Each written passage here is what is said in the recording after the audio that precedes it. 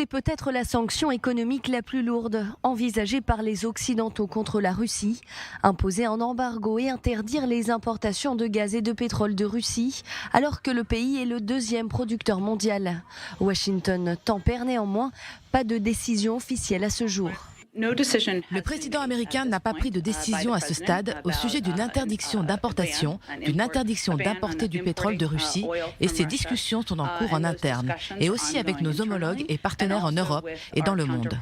Si la France, l'Allemagne et le Royaume-Uni comptent poursuivre la mise en place des sanctions contre la Russie, certains pays dépendent plus que d'autres de l'énergie russe. Berlin rejette ainsi la question d'un embargo sur les ventes de gaz et de pétrole russe.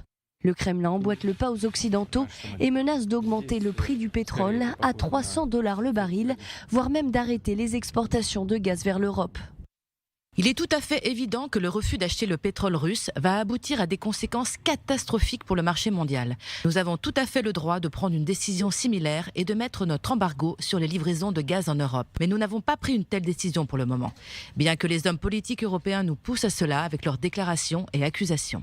Mais la Russie fournit 40% du gaz consommé en Europe et 10% de la consommation quotidienne mondiale de pétrole. L'OPEP suit la situation de près avec inquiétude.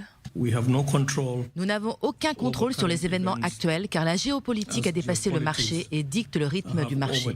Tout ce que nous pouvons faire, c'est garder le cap sur nos décisions pour les mettre en œuvre fidèlement et en espérant que nos dirigeants politiques finiront par surmonter ce défi historique qui menace non seulement la paix en Ukraine, mais la paix mondiale.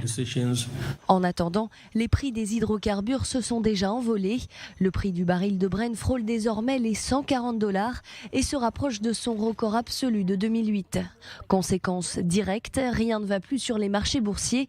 Les bourses européennes ont perdu plus de 4%. L'or a lui dépassé la barre symbolique des 2000 $ l'once, une hausse de 5% en 5 jours.